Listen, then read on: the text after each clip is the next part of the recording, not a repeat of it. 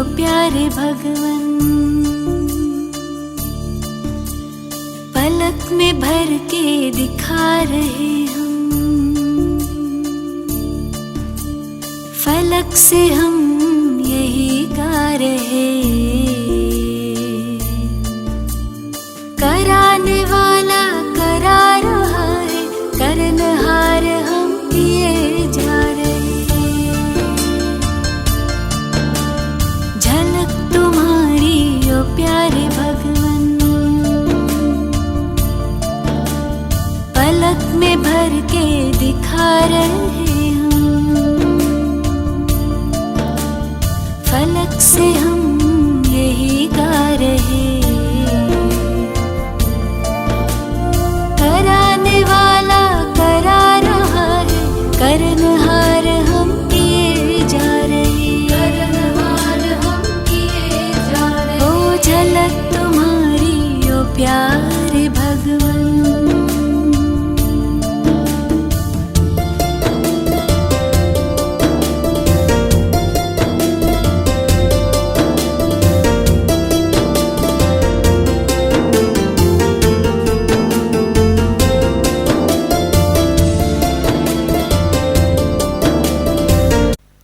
ओम शांति। आज 24 अप्रैल 2022, रिवाइज मुरली है 31 मार्च 1990। अव्यक्त बाप दादा के महावाक्य हैं, रहम दिल और बेहद की वैराग्य वृत्ति। आज लवफुल और मर्सीफुल बाप दादा अपने समान बच्चों को देख रहे हैं। आज बाप दादा विश्व के सर्व अनजान बच्चों को देख रहे थे। भले अनजान हैं लेकिन फिर भी बच्चे हैं। बाप दादा के संबंध से सर्व बच्चों को देखते हुए क्या अनुभव किया कि मेजॉरिटी आत्माओं को समय प्रति समय किसी न किसी कारण से जाने अनजाने भी वर्तमान समय मर्सी अर्थात रहम की, दया की आवश्यकता है और आवश्यकता के कारण ही मर्सीफुल बाप को याद करते रहते हैं। तो चारों ओर की आवश्यकता प्रमाण इस समय रहम दृष्टि की पुकार है, क्योंकि एक तो भिन्न भिन्न समस्याओं के कारण अपने मन और बुद्धि का संतुलन ना होने के कारण मर्सीफुल बाप को व अपनी अपनी मान्यता वालों को मर्सी के लिए बहुत दुख से, परेशानी से पुकारते रहते हैं। चाहे अनजान आत्माएं बाप को ना जानने के कारण अपने धर्म पिताओं व गुरुओं को व इष्ट देवों को मर्सीफुल समझकर पुकारते हैं, लेकिन आप सब तो जानते ही हो कि इस समय सिवाय एक बाप परम आत्मा के और किसी भी आत्मा द्वारा मर्सी मिल नहीं सकती। भले बाप उन्हों की इच्छा पूर्ण करने के कारण, भावना का फल देने के कारण भी किसी भी इष्ट को व महान आत्मा को निमित्त बना दे, लेकिन दाता एक है। इसलिए वर्तमान समय के प्रमाण मर्सीफुल बाप बच्चों को भी कहते हैं कि बाप के सहयोगी साथी भुजाएं आप ब्राह्मण बच्चे हो। तो जिस चीज़ की आवश्यकता है वे देने से प्रसन्न हो जाते हैं। तो मास्टर मर्सीफुल बने हो, आपके ही भाई बहन हैं, चाहे सगे हैं व लगे हैं, लेकिन है तो परिवार। अपने परिवार की अनजान परेशान आत्माओं के ऊपर रहम दिल बनो, दिल से रहम आए। विश्व की अनजान आत्माओं के लिए भी रहम चाहिए और साथ साथ ब्राह्मण परिवार के पुरुषार्थ की तीव्र गति के लिए व स्व उन्नति के लिए रहम दिल की आवश्यकता है। स्व उन्नति के लिए स्व पर जब रहम दिल बनते तो रहम दिल आत्मा को सदा बेहद की वैराग्य वृत्ति स्वतः ही आती है। स्व के प्रति भी रहम हो कि मैं कितनी ऊंच ते ऊंच बाप की वही आत्मा हूँ और वही बाप समान बनने के लक्ष्यधारी हूँ।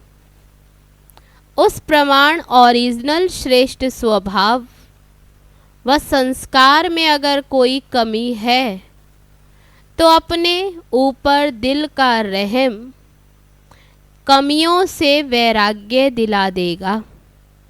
बाप दादा आज यही रूरिहान कर रहे थे कि सभी बच्चे नॉलेज में तो बहुत होशियार हैं, पॉइंट स्वरूप तो बन गए हैं, लेकिन हर कमजोरी को जानने की पॉइंट्स है।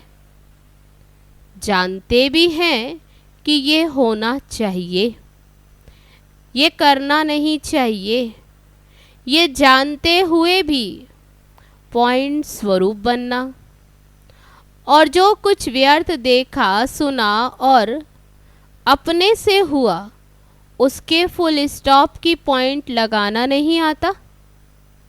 पॉइंट्स तो हैं, लेकिन पॉइंट स्वरूप बनने के लिए विशेष क्या आवश्यकता है? अपने ऊपर रहम और औरों के ऊपर रहम। भक्ति मार्ग में भी सच्चे भक्त होंगे व आप भी सच्चे भक्त बने हो। आत्मा में रिकॉर्ड भरा हुआ है ना, तो सच्चे भक्त सदा रहम दिल होते हैं, इसलिए वह पाप कर्म से डरते हैं। बाप से नहीं डरते लेकिन पाप से डरते हैं, इसलिए कई पाप कर्म से बचे हुए रहते।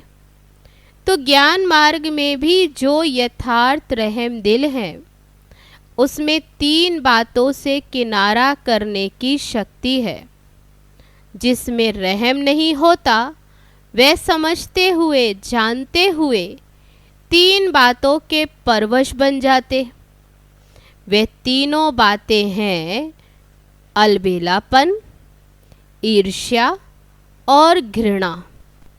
कोई भी कमजोरी व कमी का कारण 90% ये तीनों बातें ही होती हैं। और जो रहम दिल होगा वह बाप के साथी धर्मराज की सजा से किनारा करने की शुभ इच्छा रखते हैं।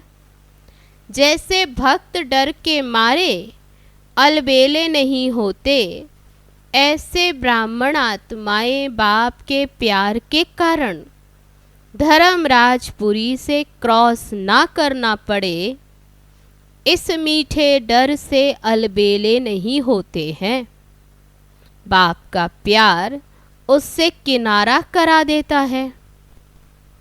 अपने दिल का रहम अलबेलापन समाप्त कर देता है और जब अपने प्रति रहम भावना आती है तो जैसी वृत्ति जैसी स्मृति वैसी सर्व ब्राह्मण सृष्टि के प्रति स्वतः ही रहम दिल बनते हैं।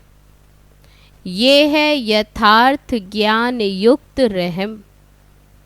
बिना ज्ञान के रहम कभी नुकसान भी करता है, लेकिन ज्ञान युक्त रहम कभी भी किसी आत्मा के प्रति ईर्ष्या व घृणा का भाव दिल में उत्पन्न करने नहीं देगा। ज्ञान युक्त रहम के साथ साथ स्वयं की रूहानियत का रुहाब भी अवश्य होता है। अकेला रहम नहीं होता, लेकिन रहम और रुहाब दोनों का बैलेंस रहता है।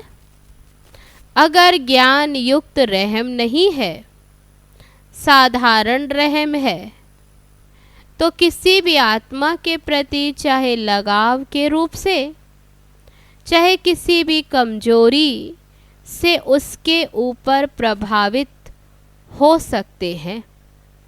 प्रभावित भी नहीं होना और ना घृणा चाहिए, ना प्रभावित चाहिए, क्योंकि आप तन मन बुद्धि सहित बाप के ऊपर प्रभावित हो चुके हो।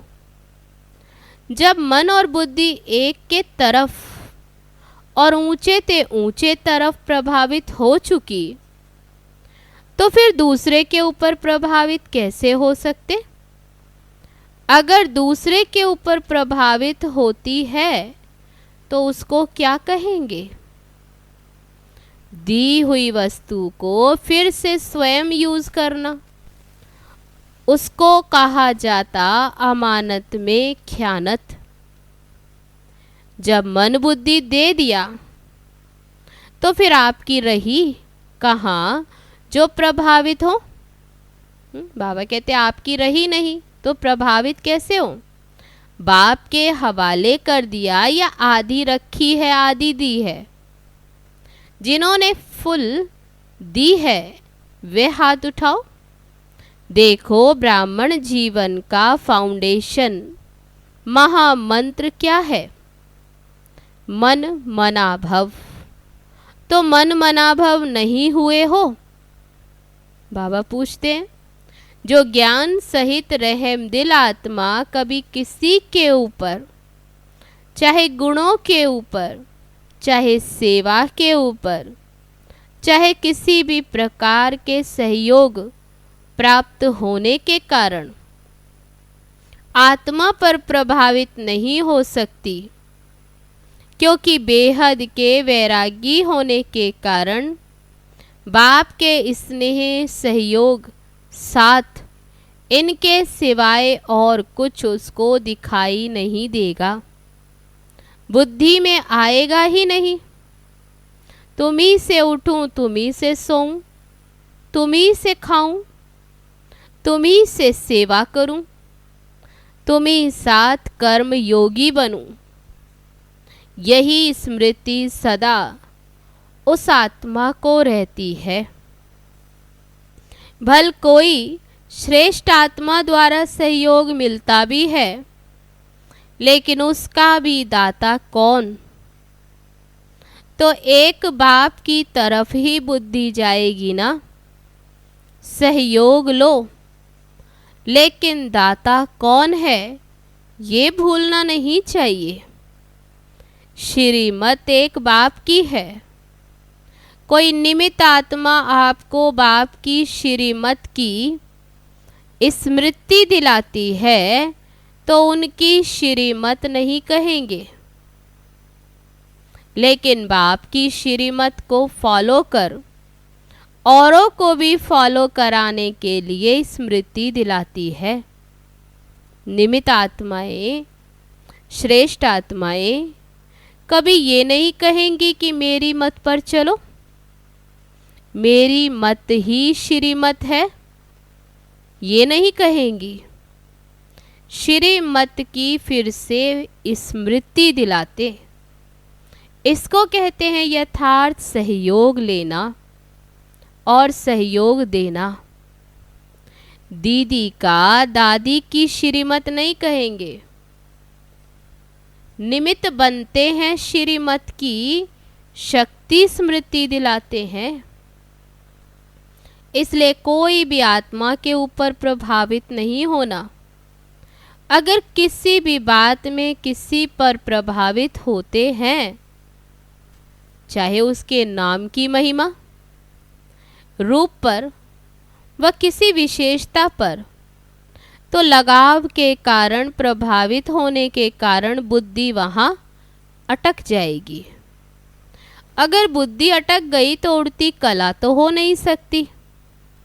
अपने ऊपर भी प्रभावित होते हैं। मेरी बहुत अच्छी प्लानिंग बुद्धि है, मेरा ज्ञान बहुत स्पष्ट है, मेरी जैसी सेवा कोई और नहीं कर सकते, मेरी इन्वेंटर बुद्धि है, गुणवान हूँ। ये अपने ऊपर ही प्रभावित नहीं होना है। विशेषता है, प्लानिंग बुद्धि है, लेकिन सेवा के निमित्त किसने बनाया? मालूम था क्या कि सेवा क्या होती है? इसलिए स्व उन्नति के लिए यथार्थ ज्ञान युक्त रहम दिल बनना बहुत आवश्यक है। फिर ये ईर्ष्या घृणा समाप्त हो जाती। तीव्र गति की कमी का मूल कारण यही है, ईर्ष्या व घृणा या प्रभावित होना। तो चाहे अपने ऊपर, चाहे दूसरों के ऊपर। और चौथी बात सुनाई, अलबेलापन। ये तो होता ही है, टाइम पर तैयार हो जाएंगे, ये है अलबेलापन। बाप दादा ने एक हंसी की बात पहले भी सुनाई है।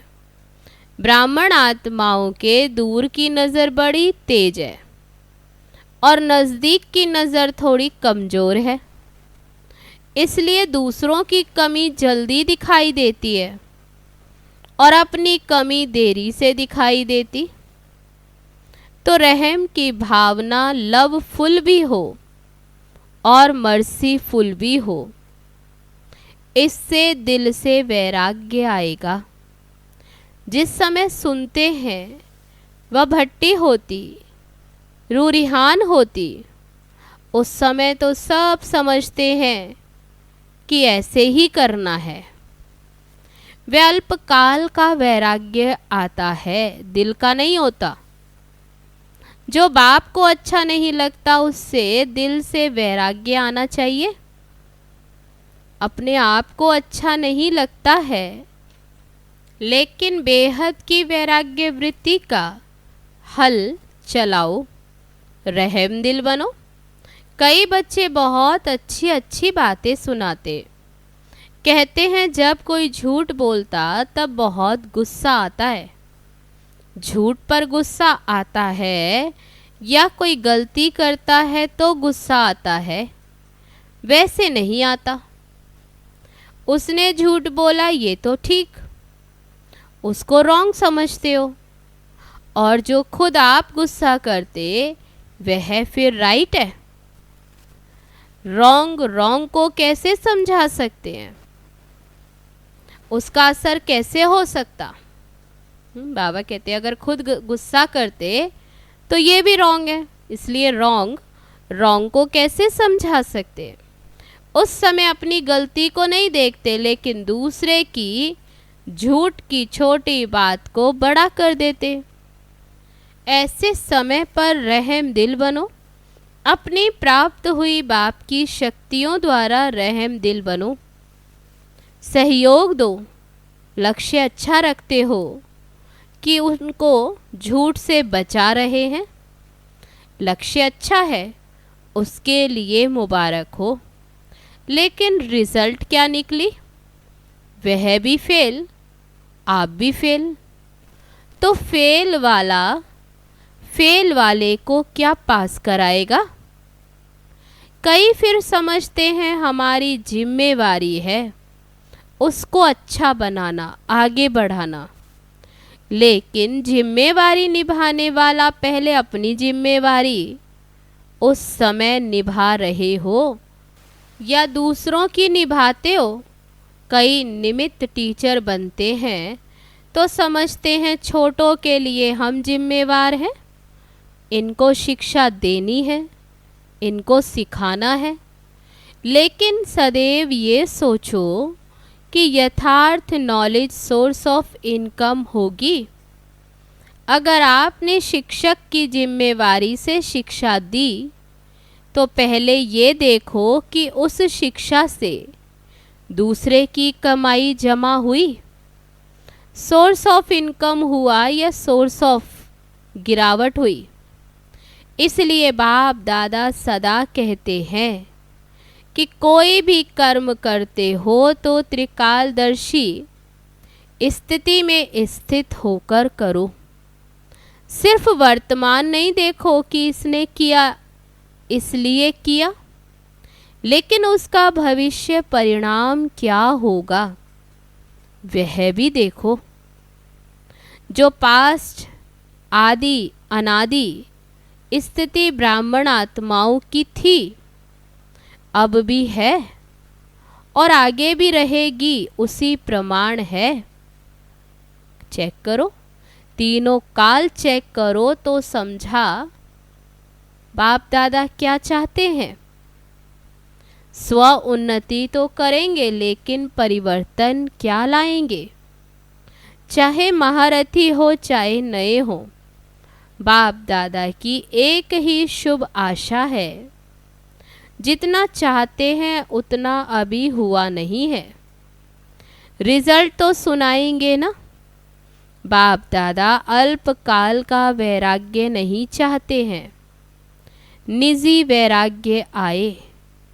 जो बाप को अच्छा नहीं लगता वह नहीं करना, नहीं सोचना और नहीं बोलना है। इसको बाप दादा कहते हैं दिल का प्यार। अभी मिक्स है, कभी दिल का प्यार, कभी दिमाग का प्यार। माला का हर एक मणका मणके के साथ समीप हो, स्नेही हो, प्रगति के लिए सहयोगी हो। इसलिए माला रुकी हुई है, क्योंकि माला तैयार होना अर्थात युगल दाने के समान एक दो के भी समीप स्नेही बनना। पहले 108 की माला बने तब दूसरी बने। बाप दादा बहुत बार माला तैयार करने के लिए बैठते हैं, लेकिन अभी पूरी ही नहीं हुई। मणका मणके के समीप तब आता, अर्थात बाप उसको पिरोता तभी है जब उस मणके को 3 सर्टिफिकेट हों। तब बाबा ने कहा 3 सर्टिफिकेट, बाप पसंद, ब्राह्मण परिवार पसंद और अपने यथार्थ पुरुषार्थ पसंद। तीनों बातें चेक करते हैं तो मणका हाथ में ही रह जाता, माला में नहीं आता। तो इस वर्ष कौन सा स्लोगन याद रखेंगे? त्रिमूर्ति बाप और विशेष तीनों संबंध द्वारा 3 सर्टिफिकेट लेना है और औरों को भी दिलाने में सहयोगी बनना है। माला का समीप मणका बनना ही है। तो सुना, स्वउन्नति क्या करनी है? जैसे ब्रह्मा बाप का फाउंडेशन नंबर 1 परिवर्तन में क्या रहा? बेहद का वैराग्य। जो बाप ने कहा वह ब्रह्मा ने किया, इसलिए विन करके 1 बन गए। अच्छा, बाप दादा ये रिजल्ट देखेंगे। हर एक अपने को देखे, दूसरे को नहीं देखना। कई समझते हैं सीजन का आज लास्ट डे है, लेकिन बाप दादा कहते लास्ट नहीं है, माला बनने का फास्ट सीजन का दिन है। सभी को चांस है। अभी माला के मणके पिरोए नहीं हैं, फिक्स नहीं हुए हैं। 3 सर्टिफिकेट लो और माला में पिरो जाओ। जितना प्रत्यक्ष सबूत देने वाले प्रत्यक्ष चेहरे और चलन में देखेंगे, उतना फिर से नई रंगत देखेंगे। अगर आप भी वही के वही रहे तो रंगत भी वही की वही रही। इसलिए अपने में नवीनता लाओ। परिवार में भी तीव्र पुरुषार्थ की नई लहर लाओ। फिर आगे चलकर कितने वंडरफुल नज़ारे देखेंगे। जो अब तक हुआ वह बीता। अभी हर कर्म में नया उमंग, नया उत्साह। इन पंखों से उड़ते चलो। बाकी जिन्होंने भी जो सेवा में सहयोग दिया, अर्थात अपना भाग्य जमा किया, वह अच्छा किया। चाहे देश चाहे विदेश के चारों ओर के सेवाधारियों ने सेवा की। इसलिए सेवाधारियों को बाप दादा सदा यही कहते हैं कि सेवाधारी अर्थात गोल्डन चांस का भाग्य लेने वाले। अभी इसी भाग्य को जहाँ भी जाओ वहाँ बढ़ाते रहना, कम नहीं होने देना। थोड़े समय का चांस सदा के लिए तीव्र पुरुषार्थ का गोल्डन चांस दिलाता रहेगा। सेवाधारी भी जो चले गए हैं अथवा जो जा रहे हैं, सभी को मुबारक। अच्छा, सर्व रहम दिल श्रेष्ठ आत्माओं को सदा स्वयं को स्व उन्नति की उड़ती कला में ले जाने वाले तीव्र पुरुषार्थी आत्माओं को सदा हर समय एक बाप को साथ अनुभव करने वाले अनुभवी आत्माओं को सदा बाप के दिल की आशाओं को पूर्ण करने वाले कुल दीपक आत्माओं को सदा अपने को माला के समीप मणके बनाने वाले विजयी आत्माओं को बेहद की वैराग्य वृत्ति से हर समय बाप को फॉलो कर बाप समान बनने वाले अति स्नेही राइट हैंड बच्चों को बाप दादा का याद प्यार और नमस्ते। हम रूहानी बच्चों की रूहानी बाप दादा को नमस्ते नमस्ते। ओम शांति। अब है आज का वरदान। प्राप्तियों को इमर्ज कर सदा खुशी की अनुभूति करने वाले सहज योगी भव। सहज योग का आधार है स्नेह और स्नेह का आधार है संबंध। संबंध से याद करना सहज होता है। संबंध से ही सर्व प्राप्तियां होती हैं। जहाँ से प्राप्ति होती है मन बुद्धि वहाँ सहज ही चली जाती। इसलिए बाप ने जो शक्तियों का, ज्ञान का, गुणों का, सुख शांति आनंद प्रेम का खजाना दिया है, जो भी भिन्न भिन्न प्राप्तियां हुई हैं, उन प्राप्तियों को बुद्धि में इमर्ज करो तो खुशी की अनुभूति होगी और सहज योगी बन जाएंगे। अब है आज का स्लोगन।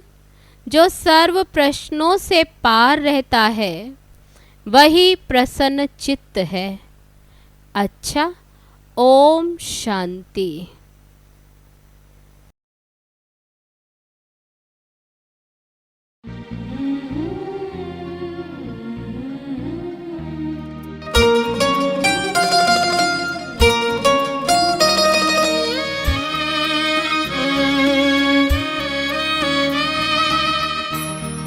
मेरे मन फरिश्ता बन